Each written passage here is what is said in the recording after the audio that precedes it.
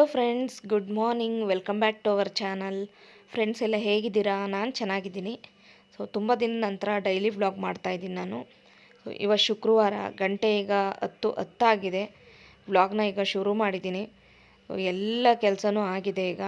ಅಂದರೆ ಸ್ನಾನ, ಪೂಜೆ, ಮನೆ ಕ್ಲೀನಿಂಗ್ ಎಲ್ಲ ಕೆಲಸ ಆಗಿದೆ. ನಾನು ರೆಡಿ ಆಗಿದ್ದೀನಿ. ಸ್ವಲ್ಪ ಹೊರಗಡೆ ಹೋಗಬೇಕಿತ್ತು ಇವತ್ತು ನಾನು. ಹಾಗಾಗಿ ನಾನು ಈ ಡ್ರೆಸ್ ಹಾಕ್ಕೊಂಡು ರೆಡಿ ಆದೆ. ಬಟ್ ಹೋಗೋಕ್ಕಾಗಲಿಲ್ಲ. ಹಾಗೆ ಇವತ್ತು ಈ ರಂಗೋಲಿ, ಶುಕ್ರವಾರದ ರಂಗೋಲಿ ಇದೇನೆ. ನಾನು ಶುಕ್ರವಾರ ಪದ್ಮ ರಂಗೋಲಿನೇ ಬಾಗಿಲು ಬಿಡ್ತೀನಿ. ಹಾಗೆಯೇ ತುಳಸಿ ಗಿಡ ಹತ್ರ ಒಂದು ತಾವರೆ ಹೂವು ಬಿಡಿಸ್ತೀನಿ. ಸಿಂಪಲ್ ರಂಗೋಲಿ. ನಿಮಗೆ ರಂಗೋಲಿಗಳು ಬೇಕು ಅಂದರೆ, ಚಿಕ್ಕ ರಂಗೋಲಿಗಳು ಬೇಕು ಅಂದರೆ ನಾನು ಸಪ್ರೇಟಾಗಿ ವಿಡಿಯೋ ಮಾಡಿ ಹಾಕಿ ಅಂದರೆ ಬೇಕಾದರೆ ನಾನು ಹಾಕ್ತೀನಿ. ಹಾಗೆಯೇ ಮಧ್ಯಾಹ್ನಕ್ಕೆ ನಾನು ಅಡುಗೆ ಕೂಡ ಪ್ರಿಪೇರ್ ಮಾಡಿದೆ. ಬಟ್ ಇದು ಯಾವುದೂ ನಾನು ಶೇರ್ ಮಾಡೋಕ್ಕಾಗಲಿಲ್ಲ. ಮೊಳಕೆ ಕಾಳು, ಹಾಗೆಯೇ ಆಲೂಗಡ್ಡೆ, ಬದನೆಕಾಯಿ. ಮೊಳಕೆ ಕಾಳು, ಹುರುಳಿಕಾಳು ಮತ್ತು ಕಡಲೆಕಾಳು ಮೊಳಕೆ ಕಟ್ಟಿರ್ತಾರಲ್ಲ, ಆ ಸಾಂಬಾರು ಮಾಡಿದ್ದೀನಿ. ಚೆನ್ನಾಗಿರುತ್ತೆ. ಆಲೂಗಡ್ಡೆ ಬದನೆಕಾಯಿ ಜೊತೆ ಸಖತ್ ಕಾಂಬಿನೇಷನ್ನು. ಹಾಗೆ ಮುದ್ದೆ ಮಾಡೋಣ ಅಂತ ಅಂದ್ಕೊಂಡೆ, ಮುದ್ದೆ ಮಾಡಲಿಲ್ಲ, ಹಿಟ್ಟು ಖಾಲಿಯಾಗಿತ್ತು ಅಂತೇಳಿ ಬರೀ ರೈಸ್ ಮಾಡಿದ್ದೀನಿ. ತನುನ ನನ್ನ ಹಸ್ಬೆಂಡ್ ಸ್ಕೂಲಿಂದ ಕರ್ಕೊಂಡ್ಬಂದಿದ್ದಾರೆ ಈಗ.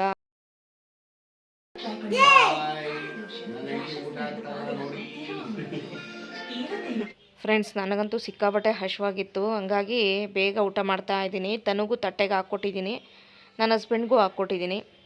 ಸಾಂಬಾರಂತೂ ತುಂಬ ಚೆನ್ನಾಗಾಗಿತ್ತು. ಮುದ್ದೆ ಜೊತೆ ಇದ್ದಿದ್ರಂತೂ ಸಖತ್ತಾಗಿರೋದು. ಹಾಗೆಯೇ ಈ ವಿಡಿಯೋ ಆಲ್ರೆಡಿ ನಾನು ಮಾಡಿರೋದ್ರಿಂದ ನೀವು ನನ್ನ ಚಾನಲಲ್ಲಿ ಸರ್ಚ್ ಮಾಡಿದ್ರೆ ಸಿಗುತ್ತೆ, ಮೊಳಕೆ ಹುರುಳಿಕಾಳು ಸಾಂಬಾರು. ಹಾಗೆ ಈಗ ಸಂಜೆ ಆಗಿದೆ, ಸುಮಾರು 6 ಗಂಟೆ ಆಗಿದೆ. ಇವಾಗ ನಾನು ತನುಗೆ ಓದಿಸ್ತಾ ಇದ್ದೀನಿ. ಅವಳಿಗೆ ಶೆಕೆ ಆಗ್ತಾಯಿದೆ ಅಂತೇಳಿ ರೂಮಲ್ಲಿ ಫ್ಯಾನ್ ಇದೆಯಲ್ವಾ, ರೂಮಲ್ಲಿ ಸ್ವಲ್ಪ ಹೊತ್ತು ಕುತ್ಕೊಂಡು ಓದ್ತಾ ಇದ್ಲು. ಅದಾದಮೇಲೆ ಈಗ ಮತ್ತೆ ಹಾಲಲ್ಲಿ ಬಂದು ಕುತ್ಕೊಂಡು ಓದ್ತಾ ಇದ್ದಾಳೆ. ಗಂಟೆ ನೋಡಿ 9:10 ಇದೆ. ಅವಳ ಮುಂದೆನೇ ಕುತ್ಕೊಂಡು ಅವಳ ಹತ್ರ ಕೇಳ್ತಾ ಇದ್ದರೆ ಆರಾಮಾಗಿ ಕಲ್ತ್ಕೊಂಡ್ಬಿಡ್ತಾಳೆ. ನಾನೊಂದು ಕಡೆ ಇದ್ದರೆ ಸ್ವಲ್ಪ ಲೇಸಿ ಆಗ್ತಾಳೆ. ಹಾಗೆ ಸಂಜೆ ಇನ್ನೂ ದೀಪ ಉರಿತಾ ಇದೆ, ಸಂಜೆ ಪೂಜೆ ಮಾಡಿದ್ದು. ಹಾಗಾಗಿ ನಾನು ಅವಳ ಮುಂದೆನೇ ಕುತ್ಕೋತೀನಿ ಓದೋ ತನಕ, ಮುಗಿಸೋ ತನಕ. ಹಾಗೆಯೇ ಅವಳು ಕಲ್ತು ನನ್ನ ಹತ್ರ ಒಪ್ಪಿಸ್ತಾಳೆ.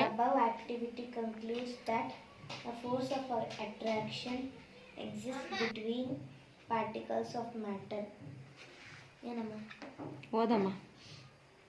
Good morning friends, welcome back friends. ಇವತ್ತು ಶನಿವಾರ, ಗಂಟೆ ಈಗ 8 ಆಗ್ತಾ ಬಂತು. ಈಗ ಬ್ಲಾಗ್ನ ಕಂಟಿನ್ಯೂ ಮಾಡ್ತಾ ಇದ್ದೀನಿ. ಸಾರಿ, ನೆನ್ನೆ ಅಷ್ಟೇ ನಾನು ಬ್ಲಾಗ್ ಮಾಡೋಕ್ಕಾಗಿದ್ದು. ಅಂದರೆ ತನು ಓದಿಸೋದ್ರಲ್ಲಿ ಬ್ಯುಸಿ ಇದ್ದೆ. ನೆನ್ನೆ ಕೆಮಿಸ್ಟ್ರಿ ಇತ್ತು ಅವಳಿಗೆ, ಹಾಗಾಗಿ. ಹಾಗೆ ಊರಿಂದ ಬಂದ ಮೇಲೆ ಇದೇ ನಾನು ವ್ಲಾಗ್ನ ಹಾಕ್ತಾ ಇರೋದು. ನಾನು ಮೊನ್ನೆ ಒಂದು ವೀಕ್ ಆಗ್ತಾ ಬಂತು, 1 ವೀಕ್ ಹಿಂದೆ ನಿಮಗೆ ಕೇಳಿದ್ದೆ, ನಾನು ಡೈಲಿ ವ್ಲಾಗ್ ನಿಮಗೆ ಇಷ್ಟ ಆಗುತ್ತಾ, ಅಥವಾ ನಾನು ಈಗ 2 ದಿನ 3 ದಿನಕ್ಕೊಂದ್ಸತಿ ನಾನು ವ್ಲಾಗ್ ಮಾಡಲ ಅಂತೇಳಿ. ಡೈಲಿ ವ್ಲಾಗ್ನೇ ಕೇಳಿದ್ರಿ ತುಂಬ ಜನ. ಒಬ್ರು ಮಾತ್ರ ಇಲ್ಲ 2-3 ದಿನಕ್ಕೊಂದ್ಸಲ ಹಾಕಿ ಅಂತ ಕೇಳಿದ್ರಿ. ಎಲ್ರಿಗೂ ಕೂಡ thank you so much. Almost 90% ಎಲ್ಲರೂ ಡೈಲಿ ವ್ಲಾಗೇ ಕೇಳಿದ್ರಲ್ವಾ, ಖುಷಿ ಆಯಿತು ನನಗೆ. ತುಂಬ ಸಪೋರ್ಟ್ ಮಾಡಿದ್ದೀರಾ. ಅದು ಇದೇ ಥರ ಸಪೋರ್ಟ್ ಮಾಡ್ತಾ ಇರಿ. ಹಾಗೆಯೇ ಇವಾಗ ನಾನು ಒಂದು ಬ್ರೇಕ್ಫಾಸ್ಟ್ ತೋರಿಸ್ತಾ ಇದ್ದೀನಿ. ಹುಳಿಯನ್ನ ಮಾಡ್ತಾ ಇದ್ದೀನಿ. ನಂಗೆ ತುಂಬ ಇಷ್ಟ ಹುಳಿಯನ್ನ. ನನಗೆ ಅನ್ನೋದಕ್ಕಿಂತ ತನುಗಂತೂ ಫೇವ್ರೇಟ್ ಅಂತಲೇ ಹೇಳ್ಬೋದು ಹುಳಿಯನ್ನ. ಬಟ್ ಏನಂತ ಹೇಳಿದ್ರೆ, ನಾನು ಜಾಸ್ತಿ ಹುಳಿಯನ್ನ ಮಾಡ್ತಾ ಇರಲಿಲ್ಲ. ಅವಾಗವಾಗ ಮಾಡಬೇಕು ಅನ್ಸಿದಾಗ ಒಂದು ಸ್ವಲ್ಪ ಪುಳಿಯೋಗರೆ ಟೈಪೇ ಮಾಡ್ತಾ ಇದ್ದೆ. ಇವತ್ತು ಹಾಗೇನೆ ನಮ್ಮ ಅಮ್ಮ ಎಲ್ಲ ಮಾಡ್ತಾರೆ ಊರ ಕಡೆ, ಆ ಥರದೊಂದು ಹುಳಿಯನ್ನ ತೋರಿಸ್ತೀವಿ. ಇದನ್ನ ಜಾಸ್ತಿ ನಮ್ಮ ಕಡೆ ಎಲ್ಲ ಹೆಂಗೆ ಅಂದ್ರೆ, ಯಾವುದಾದ್ರೂ ದೊಡ್ಡ ಫಂಕ್ಷನ್ ಆದಾಗ ಬೆಳಗ್ಗೆ ಟೈಮಲ್ಲೆಲ್ಲ ಜಾಸ್ತಿ ಈ ಥರ ಹುಳಿಯನ್ನ ಮಾಡೋರು. ಅದು ಏನು ಟೇಸ್ಟಿಯಾಗಿರುತ್ತೆ ಅಂದರೆ ಅಷ್ಟು ಟೇಸ್ಟಿಯಾಗಿರುತ್ತೆ, ತುಂಬ ಚೆನ್ನಾಗಿರುತ್ತೆ. ಈಗ ಹುಳಿಯನ್ನ ಮಾಡೋದಕ್ಕೆಲ್ಲ ರೆಡಿ ಮಾಡಿ ಇಟ್ಕೊಂಡಿದ್ದೀನಿ. ಆಲ್ರೆಡಿ ರೈಸ್ ಮಾಡಿ ಇಟ್ಬಿಟ್ಟಿದ್ದೀನಿ. ಉದ್ರಾಗಿ ನಾನೀಗ ರೈಸ್ನ ರೆಡಿ ಮಾಡಿ ಇಟ್ಕೊಂಡಿದ್ದೀನಿ. ಹಾಗೆಯೇ ಇಲ್ಲಿ ನೋಡಿ, ಇಷ್ಟಪ್ಪ ನಿಂಬೆಹಣ್ಣು ಗಾತ್ರ ಹುಣಸೆಹಣ್ಣು, ಒಂದಿಷ್ಟು ದಪ್ಪ ಹುಣಸೆಹಣ್ಣ ನೀರಲ್ಲಿ ನೆನೆಸಿಟ್ಟಿದ್ದೀನಿ. ಸ್ವಲ್ಪ ಬಿಸಿ ನೀರಲ್ಲಿ ನೆನೆಸಿಟ್ಟಿದ್ದೀನಿ. ಚೆನ್ನಾಗಿ ರಸ ಬಿಡಬೇಕಿದು. ಇದನ್ನು ಕ್ಯೂಸ್ಕೋಬೇಕು ನಾನು. ಹಾಗೆಯೇ ಇಲ್ಲಿ ಒಣಮೆಣಸಿಕಾಯಿ 1-2, ಹಸಿರು ಮೆಣಸಿಕಾಯಿ 1-3, ಸ್ವಲ್ಪ ಕರಿಬೇವು ಜಾಸ್ತಿ ತಗೋಬೇಕು, ಇದಕ್ಕೆ ಚೆನ್ನಾಗಾಗುತ್ತೆ. ಕಡಲೆಬೀಜ ಜಾಸ್ತಿ ತೊಗೊಂಡಿದ್ದೀನಿ. ಕಡಲೆಬೀಜನು, ಕಡಲೆಬೀಜ, ಕಡಲೆಬೇಳೆ, ಆಮೇಲೆ ಇದು ಉದ್ದಿನಬೇಳೆ, ಇದೆಲ್ಲ ಸ್ವಲ್ಪ ಜಾಸ್ತಿ ತೊಗೊಂಡಿದ್ದೀನಿ. ನೋಡಿ, 1 ಟೇಬಲ್ ಸ್ಪೂನ್ ಅಷ್ಟು ತೊಗೊಂಡಿದ್ದೀನಿ, 2.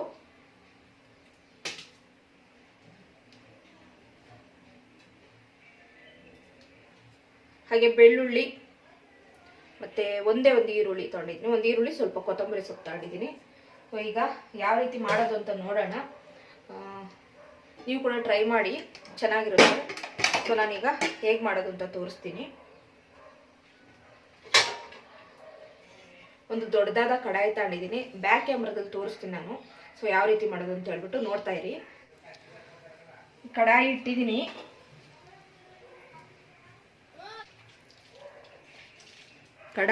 ಈಗ ನಾನು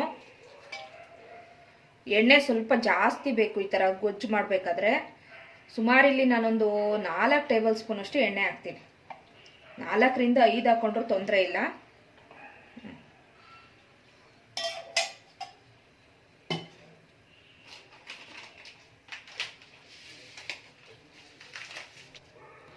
ಎಣ್ಣೆ ಕಾಯ್ದಿದೆ. ಈಗ ನಾನು ಸಾಸಿವೆ ಹಾಕ್ತಾ ಇದ್ದೀನಿ.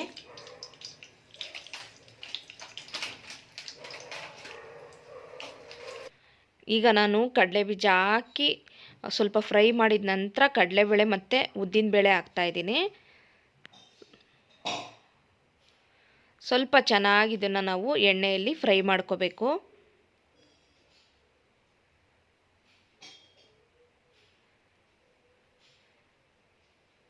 ಜಾಸ್ತಿ ಕಡಲೆಬೀಜ ಕಡಲೆಬೇಳೆ ಎಲ್ಲ ಸಿಗ್ತಾ ಇದ್ದರೆ ತುಂಬ ಚೆನ್ನಾಗಿ ಅನಿಸ್ತಾ ಇರುತ್ತೆ ತಿನ್ನೋದಕ್ಕೆ. ಹುಳಿ ಅನ್ನನ ಫ್ರೈ ಆಗಿದೆ ಸ್ವಲ್ಪ. ಈಗ ಇದಕ್ಕೆ ನಾನು ಬೆಳ್ಳುಳ್ಳಿ ಹಾಕ್ಕೋತೀನಿ. ಸೊ ಬೆಳ್ಳುಳ್ಳಿನ ನಾನು ಸುಲಿದು ಇಟ್ಕೊಂಡಿದ್ದೀನಿ. ಸುಮಾರು ಒಂದು 10 ಇಲ್ಕಷ್ಟು ಬೆಳ್ಳುಳ್ಳಿ.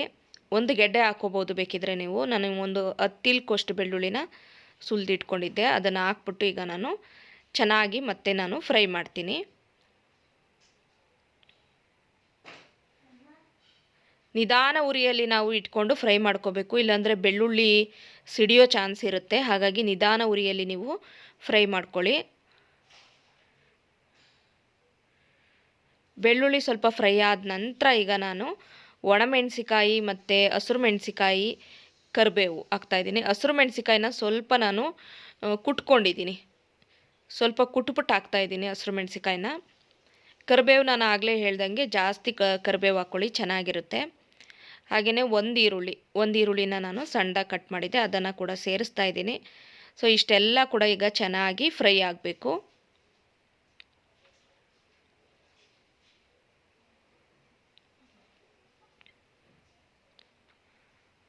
ಚೆನ್ನಾಗಿ ಫ್ರೈ ಆಗ್ತಾ ಬಂತು, ನೋಡ್ಬೋದು. ಸೊ ನೋಡೋದಕ್ಕೂ ಕೂಡ ಅಷ್ಟೇ ಚೆನ್ನಾಗಿ ಕಾಣಿಸ್ತಾ ಇದೆ ನೋಡಿ.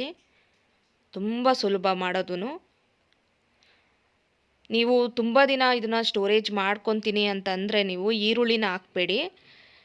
ಹಸಿರು ಮೆಣಸಿಕಾಯಿ ಹಾಕ್ಕೋಬೋದು, ಬೇಡ ಅಂದರೆ ನೀವು ಹಸಿರು ಮೆಣಸಿಕಾಯಿನೂ ತೆಗೆದುಬಿಟ್ಟು ಬರೀ ಕೆಂಪು ಮೆಣಸಿಕಾಯಿ ಹಾಕ್ಕೋಬೋದು.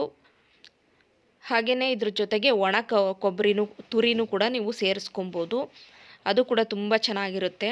ತುಂಬ ದಿನ ಒಂದು 15ರಿಂದ ತಿಂಗಳು ತನಕ ನೀವು ಸ್ಟೋರೇಜ್ ಮಾಡ್ಕೋಬೋದು ಆ ರೀತಿ ಹುಳಿಗೊಜ್ಜು ಮಾಡಿಕೊಂಡ್ರೆ. ಈಗ ಚೆನ್ನಾಗಿ ಈರುಳ್ಳಿ ಎಲ್ಲ ಫ್ರೈ ಆಗಿದೆ. ಅರಿಶಿನ ಹಾಕ್ತಾಯಿದ್ದೀನಿ.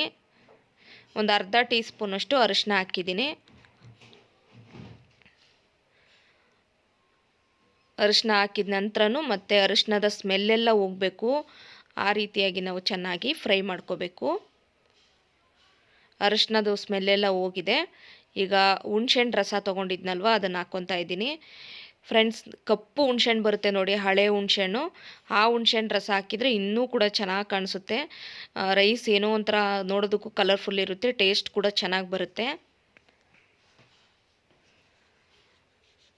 ಹುಣ್ಸೆಹಣ್ಣು ರಸ ಹಾಕಿದ ನಂತರ ಚೆನ್ನಾಗಿ ಈಗ ನೋಡಿ ಕುದಿಸ್ತಾ ಇದ್ದೀನಿ. ಈಗ ಇದಕ್ಕೆ ಸ್ವಲ್ಪ ನಾವು ರುಚಿಗೆ ಉಪ್ಪನ್ನ ಹಾಕ್ಕೋಬೇಕಾಗುತ್ತೆ. ಉಪ್ಪನ್ನ ಹಾಕ್ಕೋತಾ ಇದ್ದೀನಿ. ಉಪ್ಪು ಹಾಕಿ ಮತ್ತೆ ನಾನು ಚೆನ್ನಾಗಿ ಮಿಕ್ಸ್ ಮಾಡ್ತಾ ಇದ್ದೀನಿ. ಈ ಟೈಮಲ್ಲಿ ನೀವು ಬೇಕಿದ್ದರೆ ಸಾಂಬಾರು ಪೌಡ್ರ್ ಇದ್ದರೆ ಸಾಂಬಾರು ಪೌಡ್ರನ್ನು ನೀವು ಸೇರಿಸ್ಕೊಳ್ಳಿ. ಒಂದು ಟೇಬಲ್ ಸ್ಪೂನಷ್ಟು ಸಾಂಬಾರು ಪೌಡ್ರ್ ಸೇರಿಸ್ಕೊಂಡ್ರೆ ಸಾಕಾಗುತ್ತೆ ಇಷ್ಟಕ್ಕೆ. ಗೊಜ್ಜು ಚೆನ್ನಾಗಿ ಕುದೀತಾ ಇದೆ ನೋಡಿ. ಇದು ಬೇಕಿದ್ರೆ ನೀವು ಹೀಗೇ ಹುಳಿ ಗೊಜ್ಜನ್ನ ಮಾಡ್ಕೊಬೋದು. ಇದಕ್ಕೆ ಬೇಕಿದ್ದರೆ ನೀವು ಸ್ವಲ್ಪ ಬೆಲ್ಲನ ಸೇರಿಸ್ಕೊಬೋದು. ಬೆಲ್ಲ ಒಂದು ಸ್ವಲ್ಪ ಸಿಹಿ ಸಿಹಿ ಹುಳಿ ಹುಳಿ ಥರ ಇದ್ದರೆ ಚೆನ್ನಾಗಿರುತ್ತೆ. ಹಾಗಾಗಿ ನಾನು ಒಂದು ಅರ್ಧ ಟೇಬಲ್ ಸ್ಪೂನಷ್ಟು ಬೆಲ್ಲನ ಹಾಕ್ಕೊಂಡಿದ್ದೀನಿ, ಬೆಲ್ಲದ ಪೌಡ್ರನ್ನ ಹಾಕ್ಕೊಂಬಿಟ್ಟು ಮತ್ತೊಮ್ಮೆ ನಾನು ಚೆನ್ನಾಗಿ ಇದನ್ನು ಮಿಕ್ಸ್ ಮಾಡ್ತೀನಿ. ಗೊಜ್ಜು ರೆಡಿ ಆಗ್ತಾ ಬಂತು, ನೋಡ್ಬೋದು. ಇದು ಇನ್ನೊಂದು ಸ್ವಲ್ಪ ಗಟ್ಟಿ ಆಗಬೇಕು, ಎಣ್ಣೆ ಎಲ್ಲ ಮೇಲೆ ಚೆನ್ನಾಗಿ ಬಿಟ್ಕೊಬೇಕು. ಅಲ್ಲಿ ಗಂಟ ನಾವು ಇದನ್ನು ಕುದಿಸ್ಬೇಕು. ಒಂದು 2-3 ನಿಮಿಷ ಕುದಿಸ್ಬೇಕಾಗತ್ತೆ. ಲಾಸ್ಟಲ್ಲಿ ಸ್ವಲ್ಪ ಕೊತ್ತಂಬರಿ ಸೊಪ್ಪನ್ನು ಹಾಕ್ತಾಯಿದ್ದೀನಿ. ಕೊತ್ತಂಬರಿ ಸೊಪ್ಪು ಹಾಕಿದ ನಂತರ ಮತ್ತೊಮ್ಮೆ ಇದನ್ನು ನಾನು ಮಿಕ್ಸ್ ಮಾಡ್ತೀನಿ.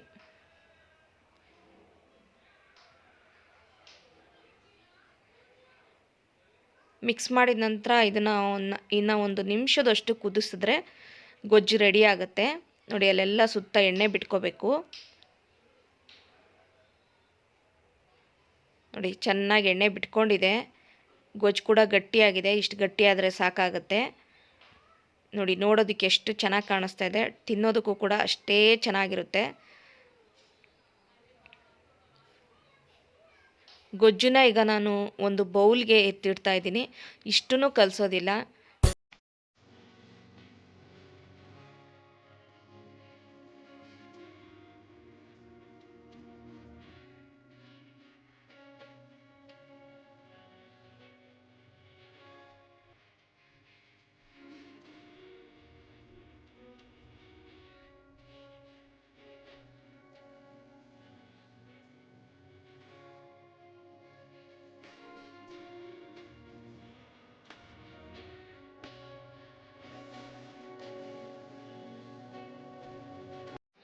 ಫ್ರೆಂಡ್ಸ್, ಈಗ ನಾನು ಅನ್ನನ ಸೇರಿಸ್ತಾ ಇದ್ದೀನಿ. ನಾನು ಮಾಡಿದಷ್ಟು ಗೊಜ್ಜಿಗೆ ಕರೆಕ್ಟಾಗಿ ಅರ್ಧ kg ಅನ್ನ ಮಾಡಿಕೊಂಡ್ರೆ, ನಾವು ಇಷ್ಟು ಕ್ವಾಂಟಿಟಿಯಲ್ಲಿ ಗೊಜ್ಜು ಮಾಡಿಕೊಂಡ್ರೆ ಕರೆಕ್ಟಾಗಿ ಆಗುತ್ತೆ ಅರ್ಧ kg ಅನ್ನ. ಈಗ ನಾನು ಒಂದು ಬೌಲಷ್ಟು ಅನ್ನ ಹಾಕ್ಬಿಟ್ಟು ಚೆನ್ನಾಗಿ ಮಿಕ್ಸ್ ಮಾಡ್ತಾ ಇದ್ದೀನಿ.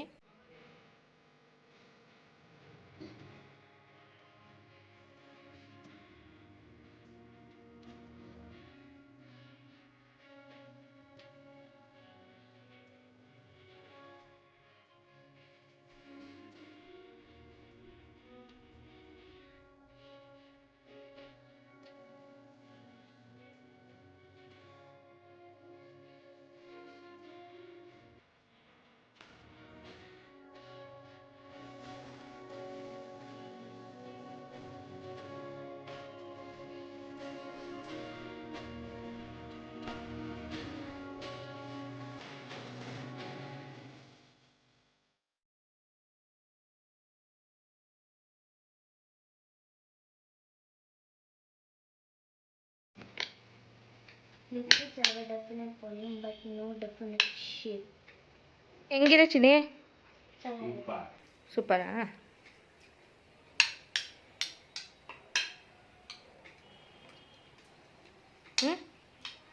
ಒಳ್ಳೆ ಸೂಪರಾ? ಚೆನ್ನಾಗಿತ್ತು. ನಮ್ಮಮ್ಮ ಮಾಡ್ದಂಗೆ. ನಿಮ್ಮಮ್ಮ ಮಾಡ್ದಾಗಂತ? ನಮ್ಮಮ್ಮ ಯಾವಾಗ ಈಗ ಹುಳಿ ಅನ್ನನೇ ಜಾಸ್ತಿ ಬಿಡ್ತೀವಿ. ಹುಳಿ ಅನ್ನನೇ ಜಾಸ್ತಿ ಅಲ್ಲ ನಿಮ್ಮಮ್ಮ? ಚಿನಿ ಆಯ್ತಾ? ಕಂಪ್ಲೀಟ್ ಆಯ್ತಾ? ಎತ್ಕೋ, ಎಲ್ಲ ಬ್ಯಾಗಿಗೆ ಇಟ್ಕೋ. ಅಕ್ಕಿ ಇಟ್ಟು, ಇಡ್ಲಿ ಇಟ್ಟು, ಇಡ್ಲಿ ಅಕ್ಕಿ, ಕರಿಬೇವು kg ತಗೋ. ತನ್ನೋದು ಇಡ್ಲಿ ಅಕ್ಕಿ 1 kg, ಅವಲಕ್ಕಿ, ಆಮೇಲೆ ಇದು ಕರಿಬೇವು, ಕೊತ್ತಂಬರಿ.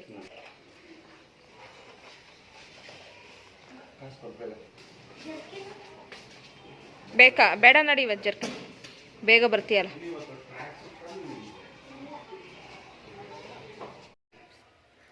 ಫ್ರೆಂಡ್ಸ್ ತನುನ ಸ್ಕೂಲಿಗೆ ಕಳಿಸಿದ್ದಾಯಿತು. ಈಗ ನಾನು ಕೂಡ ಬ್ರೇಕ್ಫಾಸ್ಟ್ ಮಾಡ್ತಾಯಿದ್ದೀನಿ. ಸಕ್ಕ ಟೇಸ್ಟಿಯಾಗಿ ತುಂಬ ಚೆನ್ನಾಗಿ ಬಂದಿದೆ.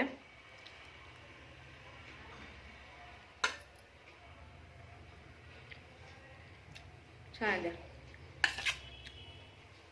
ಬೇಕಿದ್ರೆ ಕಾಯಿ ತುರಿ ಎಲ್ಲ ಹಾಕ್ಕೋಬೋದು, ಇನ್ನೂ ಟೇಸ್ಟಿಯಾಗಿರುತ್ತೆ.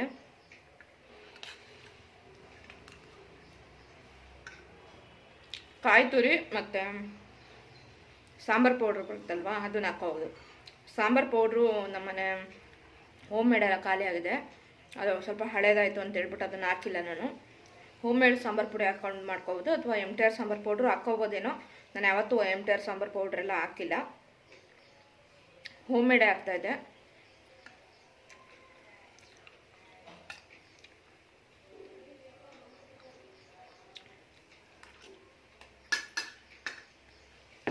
ಫ್ರೆಂಡ್ಸ್, ನಾನು ಈ ವ್ಲಾಗ್ನ ಇಲ್ಲಿಗೆ ಎಂಡ್ ಮಾಡಿಬಿಡ್ತೀನಿ. ಇದೊಂದು ಚಿಕ್ಕ ವ್ಲಾಗು, ನಿಮಗೆ ಇಷ್ಟ ಆಗಿದೆ ಅಂತಲೇ ಭಾವಿಸ್ತೀನಿ. ಸೊ ಎಲ್ಲರೂ ಕೂಡ ಡೈಲಿ ವ್ಲಾಗ್ನೇ ಕೇಳಿದಿರಲ್ವ, ಹಾಗಾಗಿ ಡೈಲಿ ವ್ಲಾಗ್ನೇ ನಾನು ಶೇರ್ ಮಾಡ್ಕೊಳ್ತಾ ಹೋಗ್ತೀನಿ. ಮತ್ತು ಮಧ್ಯಾಹ್ನ ವ್ಲಾಗ್ನ ಶುರು ಮಾಡ್ತೀನಿ. ಸದ್ಯಕ್ಕೆ ಈಗ ಎಡಿಟಿಂಗ್ ಮಾಡಿ ಈಗಲೇ ಇದನ್ನು ಪಬ್ಲಿಷ್ ಕೂಡ ಮಾಡಬೇಕು.